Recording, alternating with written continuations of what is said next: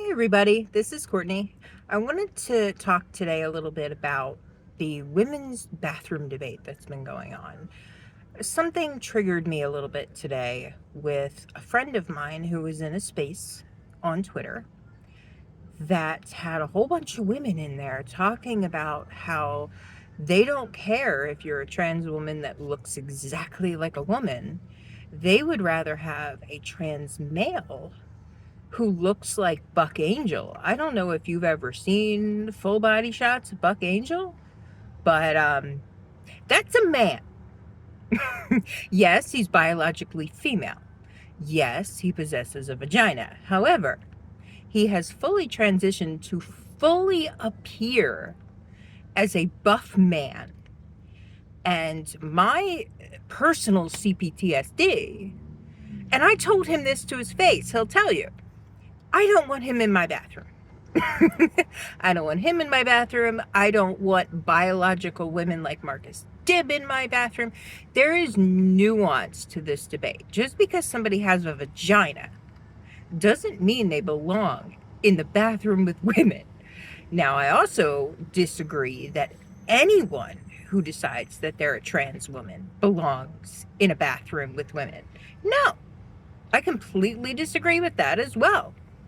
But it seems that the left side of the argument is that all people who identify as trans should use the bathroom of their choice. And the right side of the debate is you have to choose only your biological sex bathroom. Both are wrong. Both are wrong. What determines it is when people look at you, do you present your face, your full body?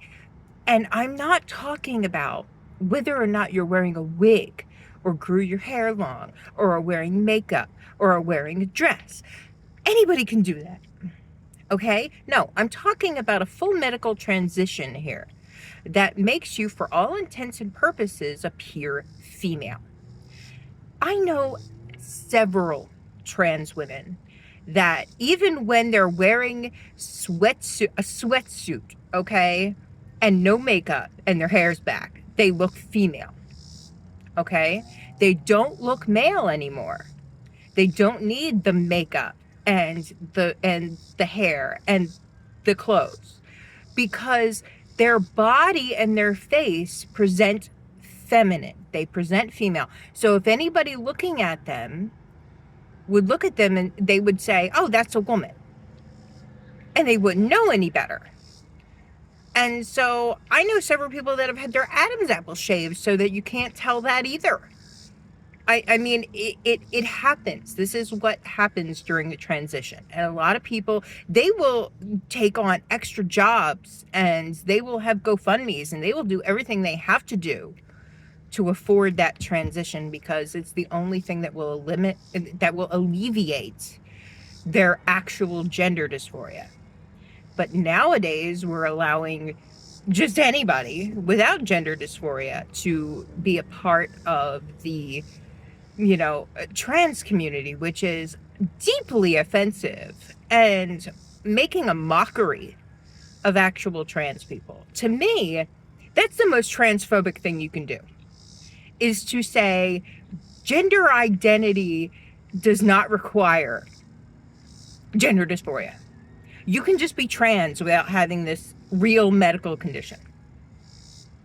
I mean, I don't understand how people think that's acceptable and that's tolerant and that's inclusive. It's not. It's not inclusive. It's bigotry.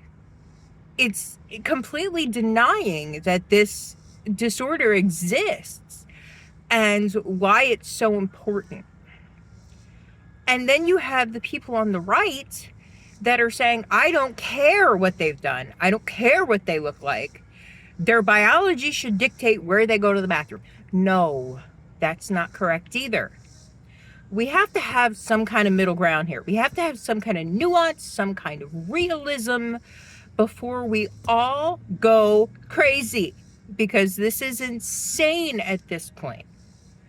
I do not identify with the right-wing women who think that in women's spaces we only need, biological women, and therefore people like Buck Angel with, his muscular buff ass needs to be in the women's bathroom. That's horrifying to me. If you saw somebody like Buck Angel coming into a woman's bathroom, I mean, I would not be okay with that.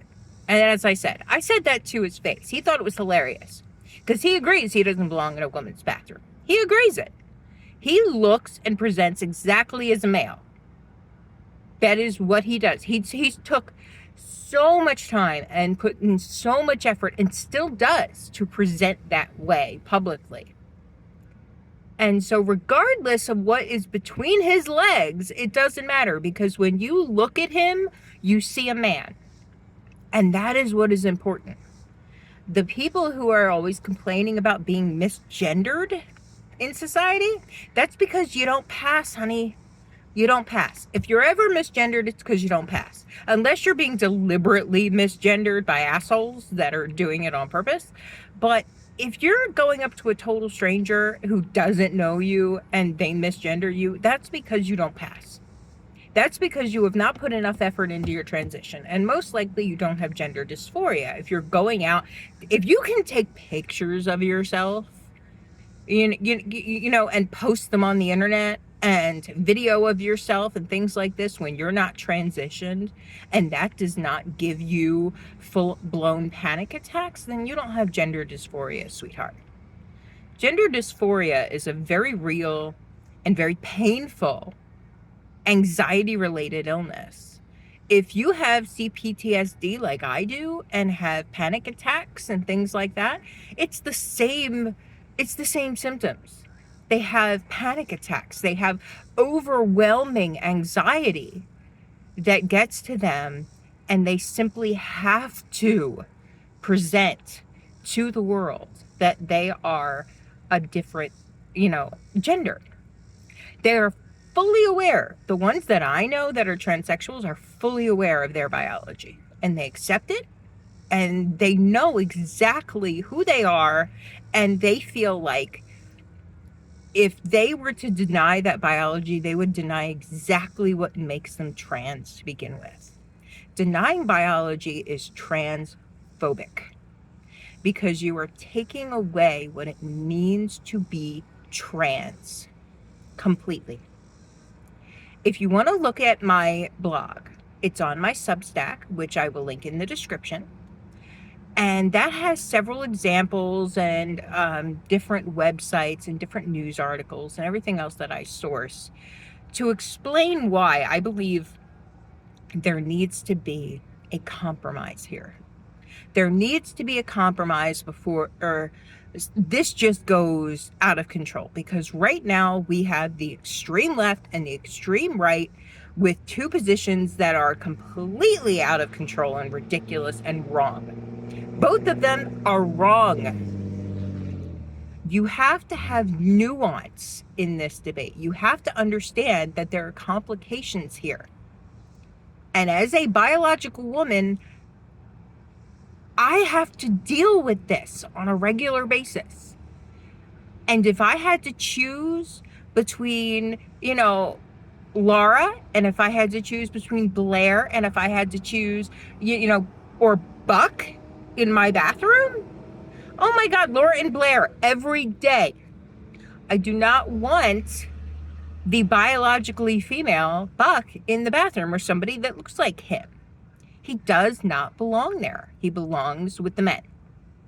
He looks exactly like a man, and therefore that's where he belongs. We need to restore sanity and reason to this world that we have sorely forgotten. It seems to have just vanished into thin air, and I don't know where it went. But it's like the left and the right are just insane, and we need to take the reins back and figure out something that is rational and reasonable with the rest of us.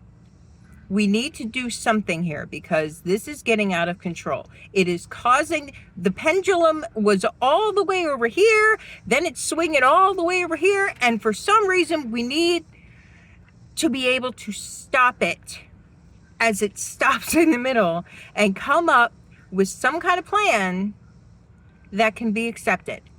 Simply because we cannot have it on one extreme or the other. Neither are acceptable. We need to find a middle ground. We need to find reason. We need to find sanity again in this batshit world. All right? Love to my transsexual friends.